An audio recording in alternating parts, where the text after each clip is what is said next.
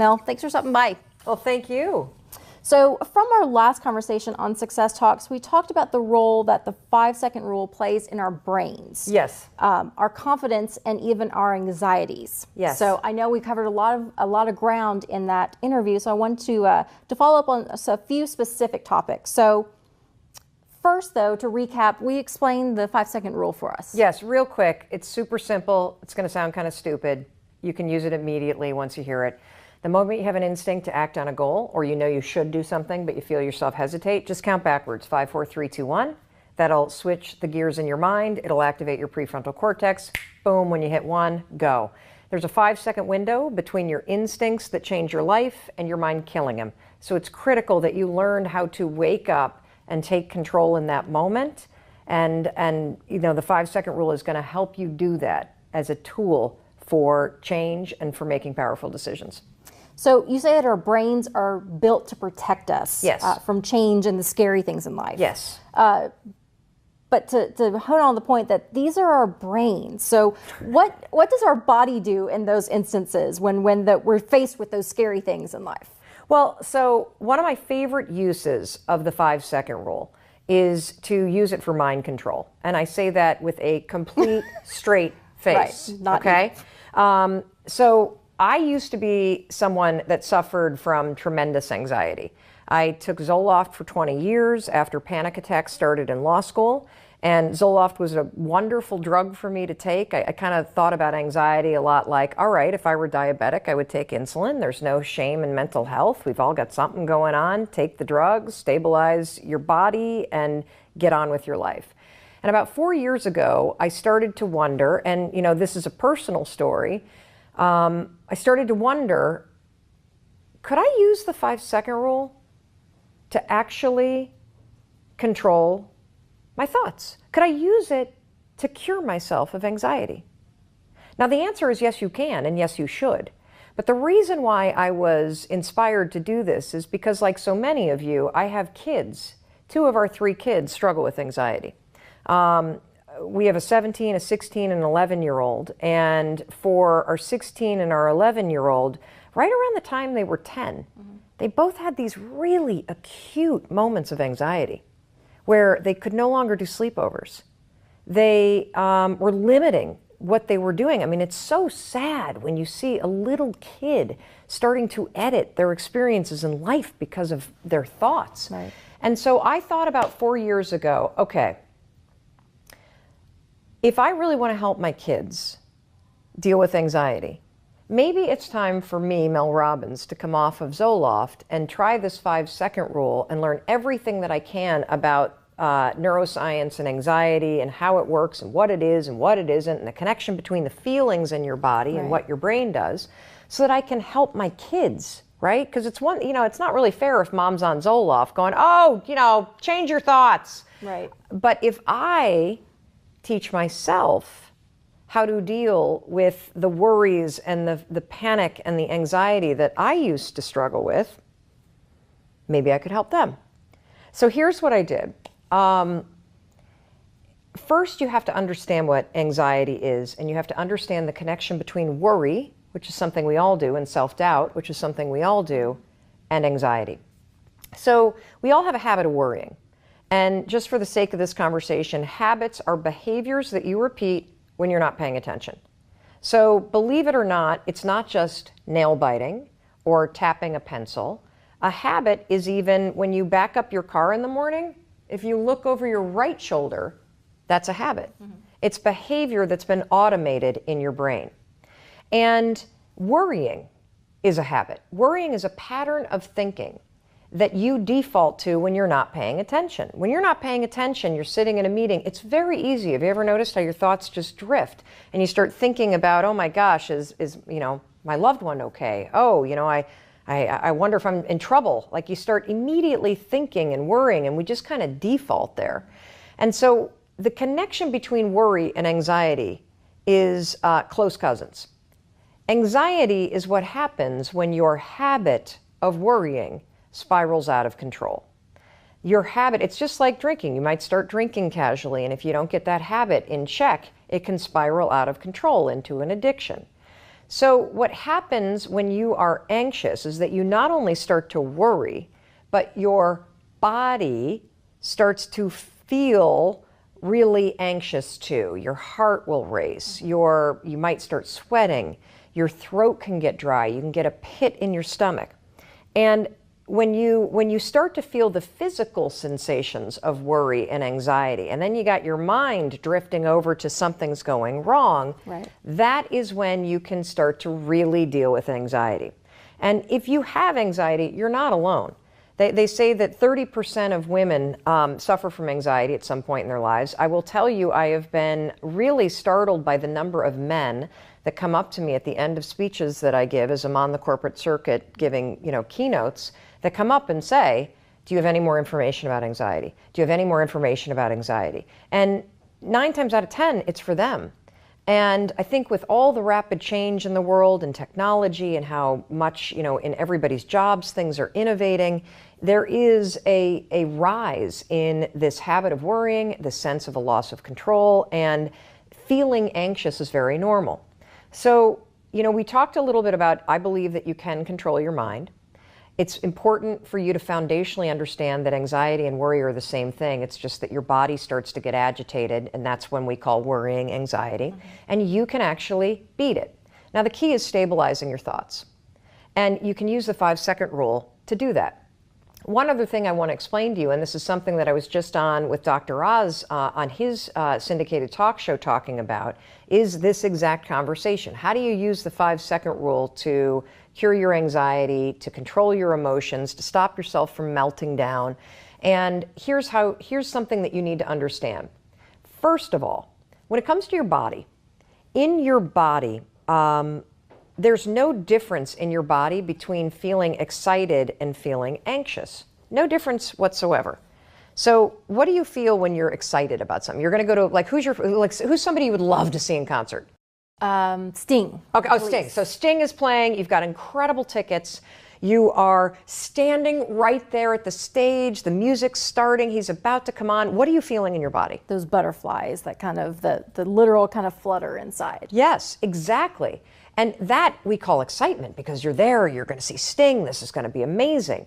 Now, when you're worried about something or you're anxious about something, maybe you have to speak up, maybe you have to give a speech, maybe you have a tough conversation that you've got to have about the IEP for your kid and the advocacy that they need. Maybe you got to talk about your, getting a raise. Maybe you've launched a new business and you really want to share it with your friend.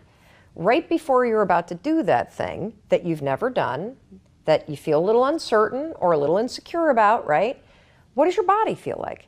Exact same thing, right? Yeah. You got the butterflies. You might start sweating a little bit. Your heart might race. Now, the only difference between Shelby being at the Sting concert and you standing outside the meeting at your kid's school going in to talk about IEPs and, getting help for your kid, which was something that made me very nervous. The only difference between those two scenarios, because our bodies are doing the same thing, is that Shelby's brain is saying, oh my gosh, I'm so excited, Sting is about to come. Oh my gosh, she's not saying, I'm so nervous. I'm so nervous. Oh my gosh, I'm at a concert. And oh, something must be wrong because I'm feeling butterflies. No, she's like, Sting's about to come, yes! Right? Yeah. Your brain is telling you. Your brain has context. In this situation over here, you see a friend. You have this new business you've launched. You really want to share this idea with your friend. But you got butterflies in your stomach. Your brain says something different than what Shelby's brain is saying. It's going, uh-oh. She might think you're pushy. Maybe you shouldn't talk to her. This is not a good idea. You're not fully trained yet in this stuff. Or, you're not ready to have this conversation. Or who do you think you are to have this conversation? Or, no. Your mind starts to get worried and basically says a bunch of negative garbage. Your body, by the way, excitement, fear, same thing.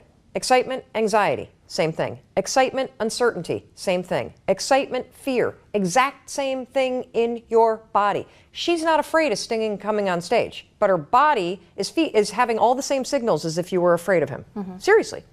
So the only difference between excitement, fear, anxiety, worry, uncertainty, and stress is what your brain says it is. We can use that to our advantage to cure anxiety and to cure the habits of self-doubt.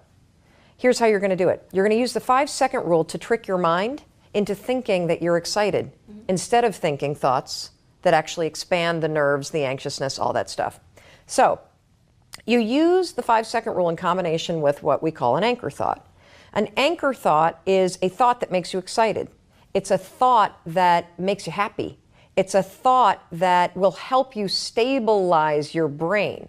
Because Shelby could have easily, at the Sting concert, taken the butterflies in her stomach and started catastrophizing. Right. Sting's not coming. I'm going to get trampled. Right. I feel claustrophobic. Oh my God. Like, you could have done that, but she didn't, because her brain had something else that it was willing to anchor on, to ground her, right? And excitement. So what you're going to do, let's just take the scenario of you have a meeting that's making you really anxious. You have a presentation you're going to have to give. You have something that's important to you, and you're worried you're not going to be able to make this sale happen or make the IEP happen or whatever it may be. Outside the meeting, the moment you feel yourself starting to worry, the butterflies are kicking in, you're starting to go Niagara Falls down under your armpits, 5, 4, 3, 2, 1. Now, why would you want to count? The reason why you want to count is because, remember, thinking patterns can be habits. And so when you get into the habit of doubting yourself and worrying, you're now in the interior part of your brain, and that can easily take over and expand and escalate the situation. So you want to cut that off, and you want to stabilize what's happening by activating your prefrontal cortex. You're going to go 5, 4, 3, 2, 1. That's going to activate this puppy up here. Now that your mind is awakened in terms of the frontal lobe being awakened, you're ready to accept a new thought. You can't just stand there outside I've tried this. I've had psychologists for years tell me, oh, just change the channel. Right. Your brain is like a TV, just change the channel. No, it's not. My brain is more like a freight train that is moving at an agitated state of 65 miles an hour. And if I try to just switch the thought, the train is going to jump the tracks. Yeah. You cannot go from a state of agitation to you can't do it. Right. But you can slow a state of agitation down. And the way you do it is the 5-second rule. So you're feeling the butterflies, you're feeling the nerves, you're feeling the armpit sweating. 5, 4, 3, 2, 1. That'll stabilize the situation and stop your mind from expanding and making it worse. Now you can take that anchor thought. Pick something before the meeting. This is critical. Don't try to create an anchor thought where you're freaked out. Pick something beforehand. So in the case that I'm using, that was my situation of going and talking to the school about my son's dyslexia and the IEP and everything else that he was needing in terms of special ed, I was picking a vision of him sitting in a classroom with the tools that he needed. You know what I mean? Yeah. And coming home and being really like happy. Right. And the second that I would feel I'd be in the meeting and the teacher would say something that was like stern, so that I'm like, uh-oh, she's not on our side, I'd be like 5, 4, 3, 2, 1. I'm picturing my son with, the vision of him coming home. He's actually reading, like this is incredible. And that stabilizes the worry.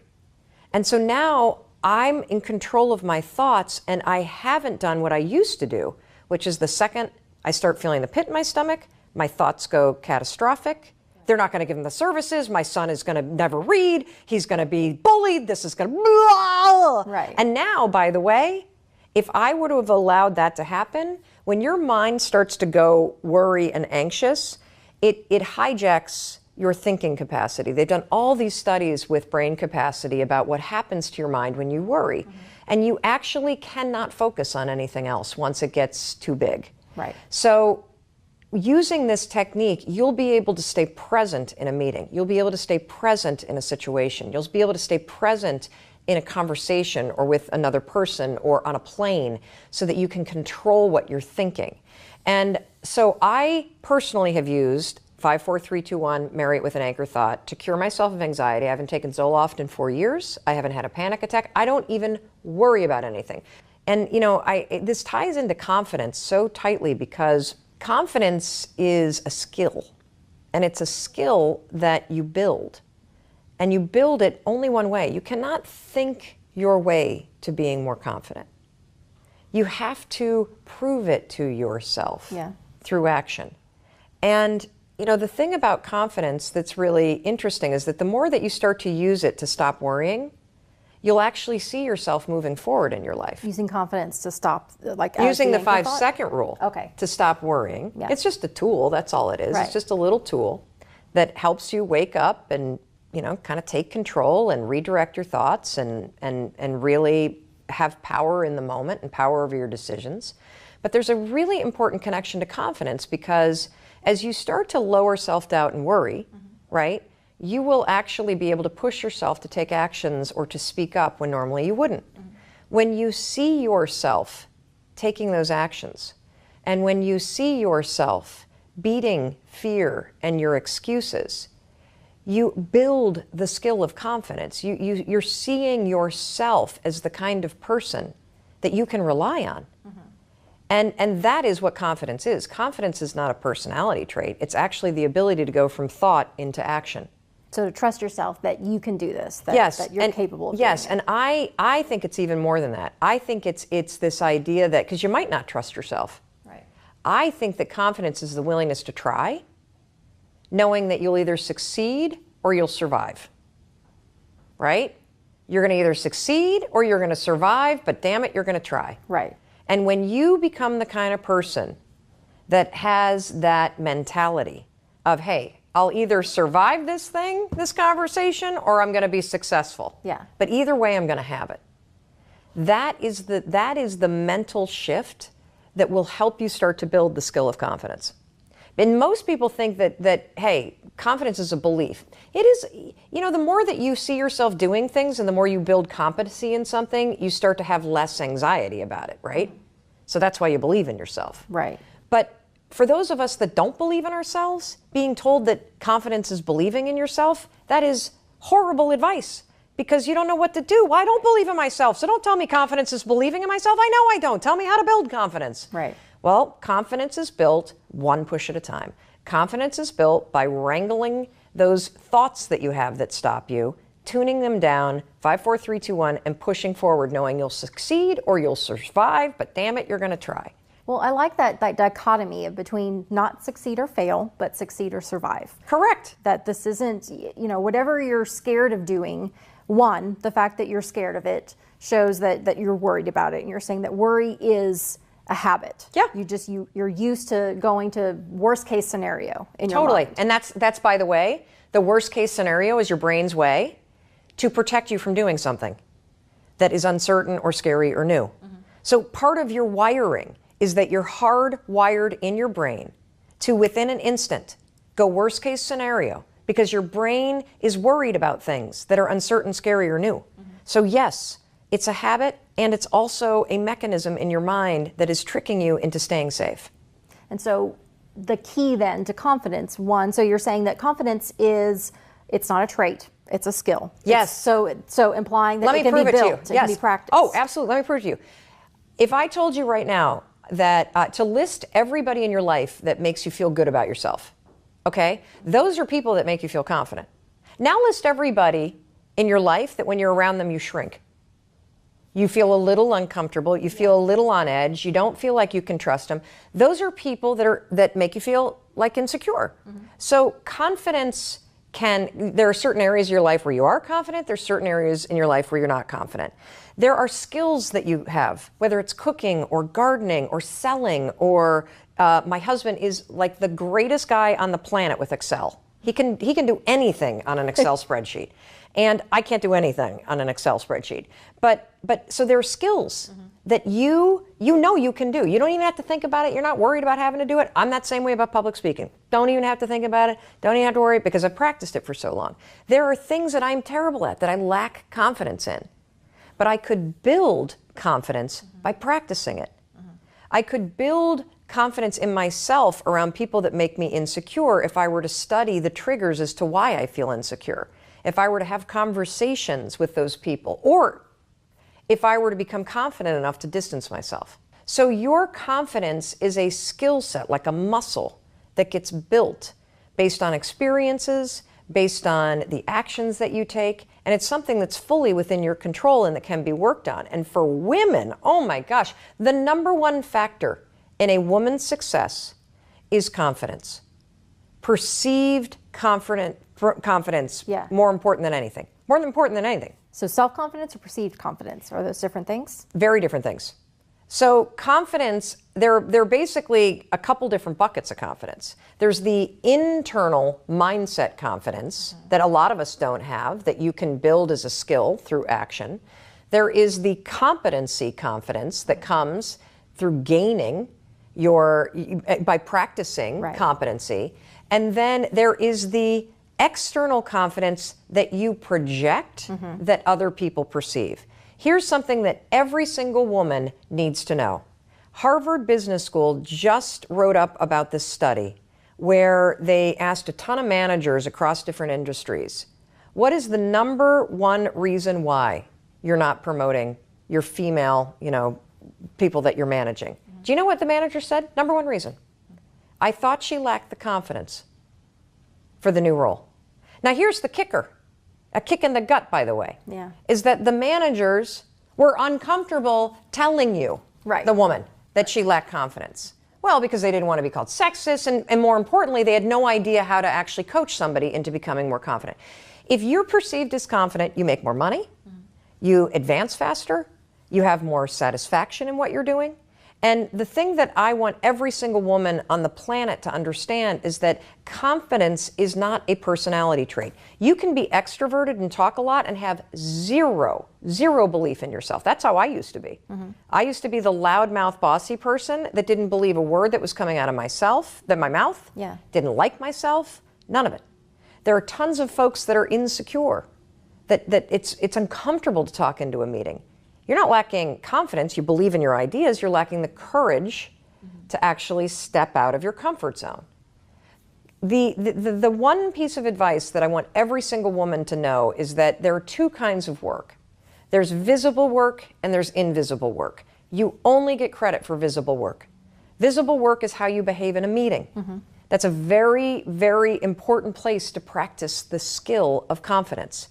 What do you do to practice the skill of confidence? Number one, stop taking notes and just take note. If you have an important meeting, I used to be a lawyer, and you need all the details, hit the memo transcribe thing on your phone. Let Siri take the notes for you. Then take that file, go straight to YouTube, make it a private file, upload it. You know what YouTube will do? Transcribe it. Transcribe it for free. So now you got your notes. But I don't ever want to see you in a meeting like this. Not like this. Because what is that? You're in a visible place. What you're projecting is that you're not part of the meeting. You're just there taking notes. Your physicality is bent over, so now your brain is focused on transcribing. I want you sitting back. I want you jotting, taking note about a few things, and then I want you to do something that may feel uncomfortable. 5, 4, 3, 2, 1. Do not leave a meeting without ever talking. Don't do it. It is a very visible place for you to be seen. Here's another thing I want you to do. If you're uncomfortable sharing your ideas, and I have been startled by the number of people that write us from around the world that say that their biggest fear in their career was actually speaking in meetings and sharing their ideas. Biggest fear. And they started using the 5-second rule, changing everything about their career trajectory. So one of the things I want you to do in meetings, obviously just take note, don't take notes. I want you to speak in a meeting. If you're uncomfortable, you don't have to share an idea. Comment. You know, I know we're wrapping up, but I just wanted to say in listening to all these ideas, I think Shelby's suggestion was a really important strategic consideration that I really liked a lot.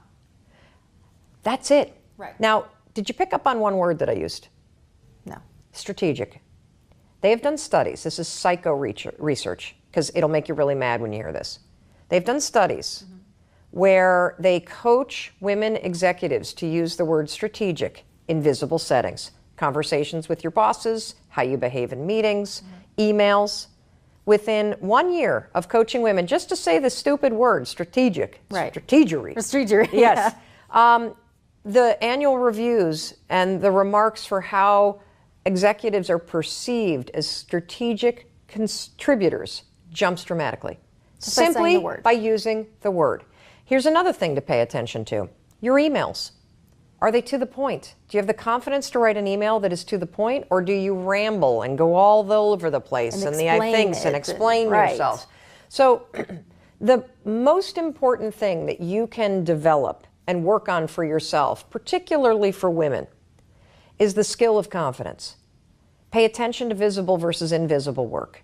Raise your visibility by practicing small acts of confidence. Use the 5-second rule to interrupt the habits of taking notes, of saying I'm sorry, of writing long-winded emails, of not elevating your ideas. Right. And you'll be surprised by what happens.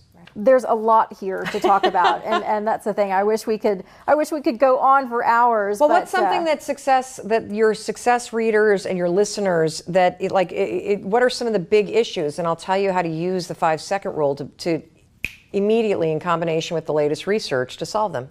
Well, and I think anxiety is a big one there. Yeah. Because that's something that people don't talk about. Yes. And especially, I love the fact that you said that, you take medication for your heart, you take medication for diabetes. Yeah. Some people have to take medication for anxiety and for depression. Yes. I think that's an important point, because people will automatically, when you're beating yourself up in your brain, you are also thinking that it's something to be ashamed of if you're suffering from anxiety or if you're suffering from depression. Welcome to the club. And that's the thing, is that's what I love what you're saying, though, is that everybody has it. Really, everybody does. Yeah, and if you don't have it, somebody you love does. Yeah. And so understanding what it is and what it isn't is super, super important. And if you have somebody that has panic attacks, that's even one more step removed from anxiety. We talked about anxiety and worry earlier. When somebody that you love goes into a state of panic, what we know is that their bodies have now gotten the body experience, the heart racing, the sweating, because they didn't stabilize their thoughts, and the spotlight effect took over, and now the brain is magnifying what's going on. Now the brain is in an emergency state. And the brain is now really believes that you're having a heart attack, or believes that your life is in danger. So if you have a loved one that suffers from panic attacks, what you've probably experienced is that they immediately need to leave the room. They immediately start thinking that they're having a heart attack. Now, the reason why your brain goes into that DEFCON 10 kind of mode is because if you're standing in your kitchen and you're getting ready for the day, and you have a loved one that's anxious about what's about to happen. Maybe it's a tough conversation at work. Maybe there's a presentation. Maybe they have to travel. Maybe it's nothing. Maybe they just have a panic attacks because it's become a habit, a default mode that's encoded. It just is what it is. And they all of a sudden start to freak out. Oh my God, something's wrong. I can't, like my son would be like, I can't drink. Something's in my throat. Like he would What's happening is your mind. Let's go back to the example of Shelby being at the Sting concert. When she's at the Sting concert and her body starts to get butterflies, the mind has context for why there are butterflies, and it calls it excitement. If you're standing in your kitchen and you start to obsess over a conversation you need to have with your boss, or you start to obsess over something that you're nervous about doing in the business that you're building, and your body starts to then match those thoughts, and you get the butterflies and the sweats, first level is going to be anxiety. The thoughts are going to start to spiral. You're going to start to obsess over what you have to do. You're going to do that worst case scenario thing. If you don't 5, 4, 3, 2, 1 and stabilize your mind and interrupt that pattern, what's going to happen next is your body will go into full panic mode. Because if your thoughts get super crazy and worried, your brain is going to start to go, holy, what is going on? She must be having a heart attack because she's standing in a kitchen and this doesn't make any sense. Why would her body be freaking out? Right. Your body's freaking out because I've let my thoughts go bananas. So now my heart's really racing. So now my mind's going, maybe she is having a heart attack. Right. Maybe there is something wrong. Maybe there's something in this room. And so your mind goes into overdrive. Now, have you ever had the experience where you hear a loud noise and you're like that? Yeah. There are two responses, automatic responses that we're born with in our brains to protect us. One is ducking our heads. Even a baby, the age of 6 months, ducks their head at a loud noise. Highly instinctual behavior to protect you. Yeah. Another one is to reach out and stabilize yourself as you're falling. So as you get kind of wobbly, you don't even think about it. Your mind takes over and directs your body. Yeah.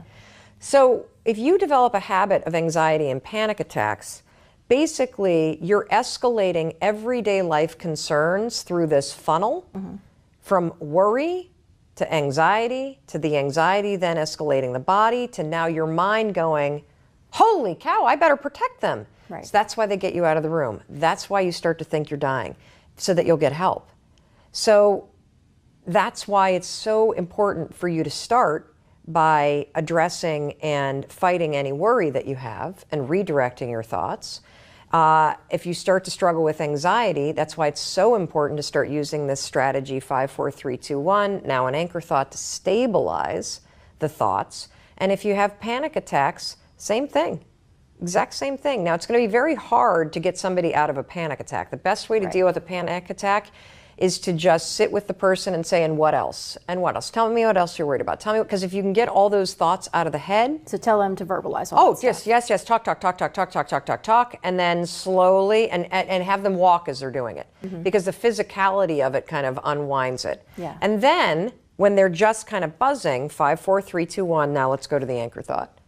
Okay. That's how you deal with it. Excellent. Oh, trust me. I've done it with myself. My husband's done it with me. My kids have it works like a charm. I remember when my son was really struggling with anxiety, we were driving, he was trying to build up to doing a sleepover, and we used this technique, the 5, 4, 3, 2, 1, with an anchor thought of him being super excited and waking up happy and all this stuff. And there's research out of Harvard that's recently been published where they call it, I think they call it, it's not reframing, it's reappraising performance anxiety, if you want to Google it. Reappraising performance anxiety.